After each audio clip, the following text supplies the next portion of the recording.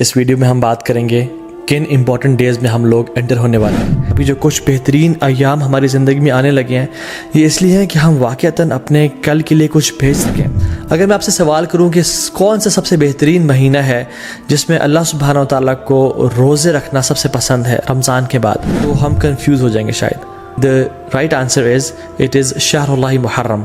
اللہ سبحانہ و تعالیٰ کا جو مہینہ ہے محرم، اس میں اللہ تعالیٰ کو رمضان کے بعد سب سے بہترین اور سب سے پسندیدہ ہے کہ لوگ اس میں روزے رکھیں۔ اللہ تعالیٰ فرماتے ہیں اعوذ باللہ من الشیطان الرجیم یا ایھا الذین آمنوا اتقوا اللہ ولتنظر نفس ما قدمت لغد۔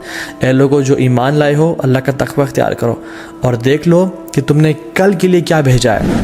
اکثر مسلمان زیادہ عمل کیوں نہیں کر سکتے؟ ان کو اس کی فضیلت کا پتہ نہیں ہوتا، ان کو پتہ ہی نہیں ہوتا کہ کون سا مہینہ انٹر ہونے لگا ہے۔ اس کے بعد جو اللہ تعالیٰ کو بہترین اعمال ہیں، پسند ہیں، وہ کون سے ہیں جو ان 10 دنوں میں کیا جاتا ہے۔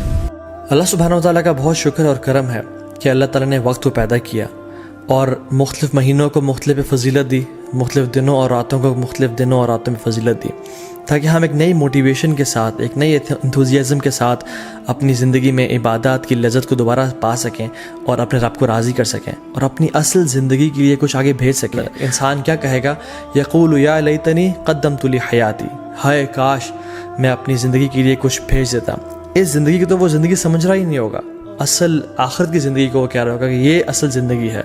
قرآن کی جو آخری آیت نازل ہوئی نا قرآن میں، وہ یہ نہیں تھے کہ الیوم اکملت لکم دینکم، نہیں، بلکہ یہ والی آیت تھی جس میں اللہ تعالیٰ فرماتے ہیں اعوذ باللہ من الشیطان الرجیم یا ایھا الذین آمنوا اتقوا اللہ ولتنظر نفس ما قدمت لغد۔ اے لوگوں جو ایمان لائے ہو، اللہ کا تقوی اختیار کرو اور دیکھ لو کہ تم نے کل کے لیے کیا بھیجا ہے۔ تو یہ جو مہینے رمضان کا مہینہ آتا ہے، ابھی جو کچھ بہترین ایام ہماری زندگی میں آنے لگے ہیں، یہ اس لیے ہیں کہ ہم واقعتاً اپنے کل کے لیے کچھ بھیج سکیں۔ لیکن انفارچونیٹلی اکثر مسلمان زیادہ عمل کیوں نہیں کر سکتے؟ کیونکہ نمبر 1 از ان کو اس کی فضیلت کا پتہ نہیں ہوتا، اور سیکنڈلی ان کو پتہ ہی نہیں ہوتا کہ کون سا مہینہ انٹر ہونے لگا ہے، اور وہ تو بس ایک دے گو ود دا فلو۔ اگر میں آپ سے سوال کروں کہ کون سا سب سے بہترین مہینہ ہے جس میں اللہ سبحانہ و تعالیٰ کو روزے رکھنا سب سے پسند ہے رمضان کے بعد، تو ہم کنفیوز ہو جائیں گے شاید۔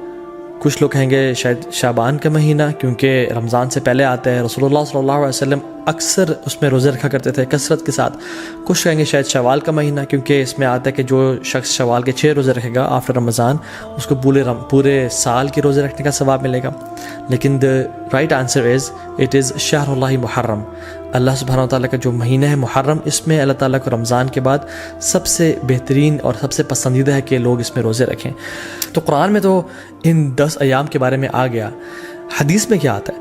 عبداللہ ابن عباس رضی اللہ تعالیٰ عنہ فرماتے ہیں کہ اللہ کے نبی صلی اللہ علیہ وسلم نے فرمایا there are no days in which righteous deeds are more beloved to Allah سبحانہ و تعالیٰ than these days۔ اللہ اکبر۔ تو صحابہ were surprised، انہوں نے کہا یا رسول اللہ والجہاد فی سبیل اللہ، کیا اللہ کے راستے میں جہاد بھی؟ انہوں نے کہا ہاں، اللہ کے راستے میں جہاد کرنے سے بھی افضل یہ ان 10 دنوں میں کیے جانے والے اعمال ہیں۔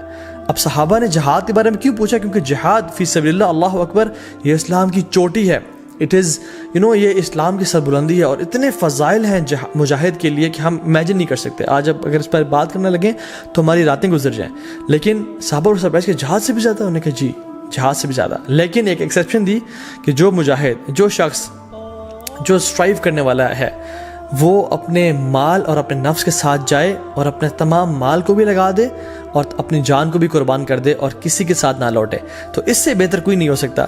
لیکن اس کے بعد جو اللہ تعالیٰ کو بہترین اعمال ہیں، پسند ہیں، وہ کون سے ہیں جو ان 10 دنوں میں کیے جاتے ہیں؟ عبداللہ بن عباس نے یہ روایت کو نقل کیا۔ اب ان کا کیا رد عمل تھا، ان کا کیا ایٹیٹیوڈ تھا ان 10 دنوں کے حوالے سے؟ سلف صالحین فرماتے ہیں کہ عبداللہ بن عباس 10 دنوں میں بالکل غائب ہو جایا کرتے تھے۔ You cannot find عبداللہ ابن عباس in streets and market places۔